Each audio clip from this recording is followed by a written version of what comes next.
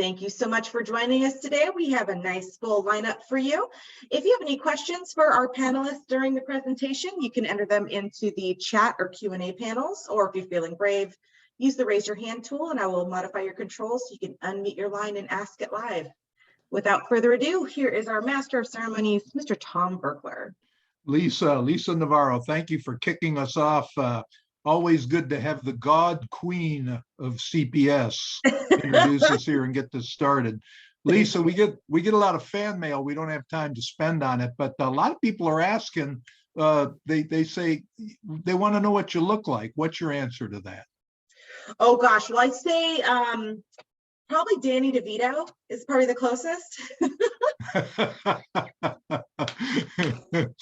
Well, I've told all of them when I answer, I just say, if we get you on here, nobody will pay any attention to the rest of us. So I hope that's a form of flattery.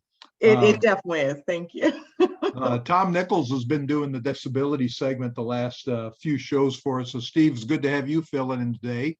It's one of the things that Tom and I kicked around one time is a lot of people don't realize that they can get coverage with their business to actually cover their payroll if they were to become disabled. And you and I were talking before the show here that, the debt that a business may have too is something that has to continue to be serviced after a major player and owner gets disabled. And that's what you want to talk to us about today.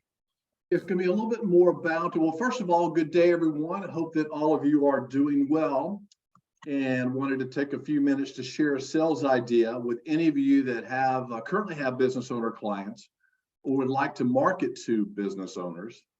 As we know, from time to time, businesses have a need to take out a loan for, let's say, they're buying equipment, expanding their office space, building up inventory, or maybe buying a business, or a doctor or a dentist starting up a new practice. So they go to the bank, they take out a loan, and now the business has to start making monthly payments to meet the obligations of the loan. This could be a 5-year term loan.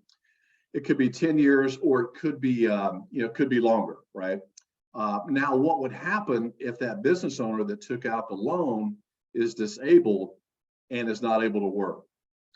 How would the loan be repaid? And how would the business continue to operate while he or she is out disabled? And what you'll find is in a lot of these loan agreements is that the lender, they will require either life insurance or disability insurance, or sometimes both, in order to finalize that loan. And it's been my experience, because I get calls about this all the time, is that unfortunately this is usually discovered pretty late in the game. I don't know whether it's communicated properly to the person taking out the loan, or it's just so deep in the contract they failed to read it. But here they are at the last minute. They're trying to finalize everything, so they're left scrambling at the last minute to meet this requirement. They frantically jump on the phone and call their broker and say, "Help! What can I do?" And this is where business loan protection comes into play. This coverage provides peace of mind to the business owner that if they are out disabled, not able to work, that the loan will actually be repaid to the bank. And this coverage can either be on a standalone basis, and a lot of times it's put as a rider as part of a business overhead expense plan. And simply put, the coverage is designed based on the terms of the loan, the monthly repayment, and also the length of the loan. I'm actually working currently with a good broker of ours. He has a dentist client that has taken out a loan to buy a practice. And lo and behold, he was getting close to closing time. And oh, by the way, Mr. Dentist that's taking out a loan, you're going to need to have some disability insurance. He does currently have some individual DI, but it's a small amount compared to the $20,000 a month that is his obligation. So we're kind of working through a few options. We're working on both the business overhead expense plan and having the loan protection as a rider, and also as the loan protection as the plan, in and of itself. But if you get those calls, don't fear. We're able to assist you when those opportunities do arise. But I think it's a good thing to bring up to your clients, so you're not left scrambling, at the last minute to finalize those loan documents. And Steve, I'm thinking that's a sensible thing to do, whether the lender is requiring it or not. Yep. Rob and I work all the time where loans have to be secured with life insurance, and of course that's done through a collateral assignment. What's the document that's most often used if lenders requiring disability collateral? Well, it's usually part of the agreement. They just want to, and sometimes I've seen banks, like, you just have to start the application process, because a lot of times the person that's processing the loan, they just want to get it off their desk. They just want to check a box. So-and-so's applying for coverage. Other time you actually have to have coverage in place. You have to send them a copy, of the policy to prove that you actually have coverage for X amount to meet that loan obligation. All right. So they just trust you to make the payment, even though they don't have like a collateral assignment on the policy. Well, actually, the benefits would be paid in most situations directly, to the lender. Yeah, that's what I'd want if I was the lender. So I would think so. All right. Yeah. Thank you, Steve. You're very welcome. I appreciate your time, guys. I look forward to speaking with you here soon. All right, Brian Shupak. Brian, you've been talking a lot about the higher interest rates on annuities now, and of course, everybody's asking, what can I do with my money in a low interest rate environment? Get it over to these higher annuities, particularly money that's in low interest annuities. Now, you're going to talk to us today a little bit about that. Yeah, thanks, Tom. When we look at opportunities that we've seen success from other advisors taking advantage of these high rates, I can only use an example as my colleague, Tom Verkler here, who had me look over his fixed index annuity from an investment standpoint. While looking at it, we recognized that the contract was going to be out of surrender. We also noticed that the caps were going to be a lot lower than what's out there into the marketplace. So it created opportunity for him to 1035 into another contract, which gives him the ability to, with still the zero downside risk, but a higher growth opportunity on the upside for him. And I think that's where we've seen a lot of success at, is advisors reviewing their contracts, maybe old VAs that you've had that have accumulated a certain amount of wealth that are experiencing some downside risk from the market, along with the fees that go along with it. You can move it over into a fixed index, no fees, zero downside risk, and double-digit tax deferred returns. And that is that's been one angle. The other angle that's become more and more popular out there, and that's because of what we're experiencing is the great transfer of wealth, money moving from one generation to another. You can implement what they call a non-qualified stretch for non-qualified money, where you can move that over and stretch that tax obligation over the lifetime while getting tax deferred growth on that money. It's better to pay your taxes a little bit over time than it is all in one lump sum. How that works is you have 365 days to declare it. It's a private ruling. It's not a 72Q, and it's an ability for you to move that over and continue and put the tax control into your hands, legacy control, create a legacy, and create tax deferred growth on that money. So those were a few ideas that we've been seeing a lot lately out into the marketplace. So it's kind of, that's been what's working out there. If you have any clients or any old annuity contracts that you would like us to take a look at, feel free to reach out. Email it over, and we'll be happy to discuss the options on each and every one of them. Yeah. And you have a year to do that, 365 days? 365 days from the time of death. So, and that's just a matter of making the declaration. What happens is people fall into the trap of either taking the lump sum, annuitizing it, or out in 5. Few companies actually support the private ruling. But here at CPS, we work with 35 of the top carriers, and we do have a couple carriers that we can direct you that can accommodate that. And that's a very big benefit for the client. Yeah. And you raise a good point, Brian, that sometimes it's funny, despite how set the law may be, what companies may or may not do with their contracts. Just because it's the law doesn't necessarily mean the annuity company wants to go along with it. So that's another reason to call you and find out the best place to go. So.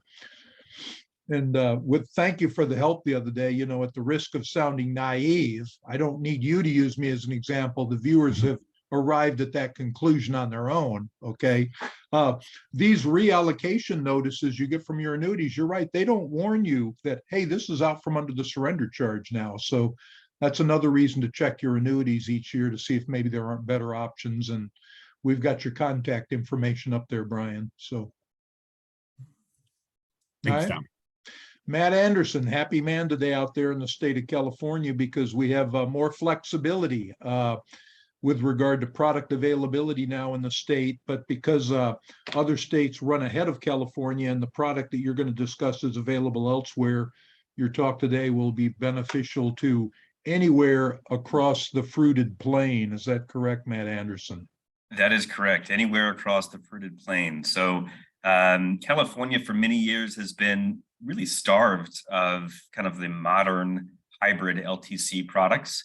It's very difficult to get product approved in California. It's about a 5 to 10 year approval time. So big news is that nationwide Care Matters 2, one of the modern products, is going to be available starting April 17th. And it's going to be similar if you have experience with like Lincoln Money Guard. It'll be similar to Lincoln Money Guard, except it's going to be priced more competitively. And there's a couple of key features that are different. So one, the pricing is more competitive. Two, it's a cash plan, which is extremely important at claim time. So they're going to pay out the monthly benefit. They don't care what you do with the money. I think the most flexibility there is spouses, right? If you can imagine your spouse starts to need care, maybe initially you're going to be providing the care yourself because it's maybe awkward to bring someone into the house. You don't see a delay in the claim filing process with a cash plan like you would with a reimbursement plan. The second thing that this new plan is going to allow is if you want to do a single pay, 5 pay, 10 pay, or even a pay for life, you'll be able to do this on a hybrid plan. And of course, all of those premium options are 100% guaranteed. They can never be changed or altered down the road. And the final piece that I really like to see, it's probably most important for business owners, is that they separate out the premiums, right? So if you set up a 10 pay design where you're paying in $10,000 a year for 10 years, they'll separate out the portion of the premium that's attributed to life insurance and the portion of the premium that's attributed to long-term care insurance. And for business owners, the reason that that's important is if you're 60 years old, for example, you're able to deduct $4,500 of pure LTC cost on your taxes on an annual basis. So when they separate out those premiums away from the life component, they're able to take a deduction for that $4,500 where they wouldn't otherwise on something like a Money Guard plan. So very attractive for business owners. I love the cash, I love the flexibility, and I love the better pricing. So very excited coming up in April 17th. I anticipated a question. You answered at the end there, Matt, that in products where there isn't that clear distinction between what's paying for what, you're saying it taints the whole premium. You don't get to deduct any of it. That's correct. So like Lincoln Money Guard, for example, it's all treated as life insurance premium. And, there wouldn't be that major advantage of the deduction there. With LTC, if it's separated out, you can deduct the premium and benefits are still received tax-free. Yeah. And on the life side, you could deduct it, but then that brings it back into taxable benefits, which we wouldn't want to deal with on the LTC side. And you use the example of a deduction of $4,500 in premium. When you're in a tax bracket like Rob Reedy's, that's nothing to sneeze your nose at, Absolutely. Absolutely. California agents in particular, we got Matt's contact information up there, so give him a buzz on that. And it was a Mutual of Omaha product or a Nationwide. Did I hear that correctly? Nationwide Care Matters 2. Yeah. Thank you. Rob, we've already brought you into the conversation by virtue of your wealth. LTC kind of spreads over a lot of areas here when we're combining it with life. You and I were a little rushed before we got on the air, but did I hear you say that you might be able to take an existing policy and move into adding some long-term care protection, or am I overreaching there? No, it's close. So yeah, I want to piggyback off of what Matt said, because I think now, today is one of the best times ever to help clients plan for long-term care because there's so many different solutions out there and there's so much flexibility. So what I want to talk about, Tom, is what you alluded to. It is a wait and see approach using life insurance. And it is starting with temporary coverage with the ability and the flexibility, if you want to keep it, extend it out for life on a guaranteed basis. So one of the really nice things about this wait and see approach, which I'll show an example in just a second, is the premiums are sometimes a fraction of what you might see in a permanent life contract. So you can almost cut those premiums in half and yet get that client the ability to, again, extend their coverage for life on a guaranteed basis with a true indemnity style rider. It's not a chronic illness rider. You don't have to be a mathematician to explain to a client what their benefit might be 10, 20, 30 years down the road. It's a true cash indemnity rider. With that, I'm going to share my screen real quick and just give a quick illustration of how inexpensive this wait and see approach can be. So hopefully, Tom, can you see that on your screen, the wait and see approach? It's up there now, yeah. Okay, perfect. So I'm actually highlighting the same carrier that Matt just talked about. It's nationwide. It is their no lapse or GUL contract. The way I designed it is I wanted to show a guarantee to age 70, and I added a 2% long-term care rider, which gives a client the ability to turn their death benefit into a pool of money that they can access at 2% a month. So in this case, for a female 50, 500,000, she could get access to 10,000 a month every month until she accelerates the entire death benefit for long-term care costs. Again, it's guaranteed to 70. The premium you see right there in the top left, about the fifth line down, is $142 a month. So very affordable for many clients. And again, the flexibility, if she wants to keep this coverage, she can extend it and have it guaranteed for life or guaranteed to 90, guaranteed to 95, completely flexible in that manner. Any I just questions? did a little, go ahead, Rob, what? No, I was going to see if you had any questions for me, Tom.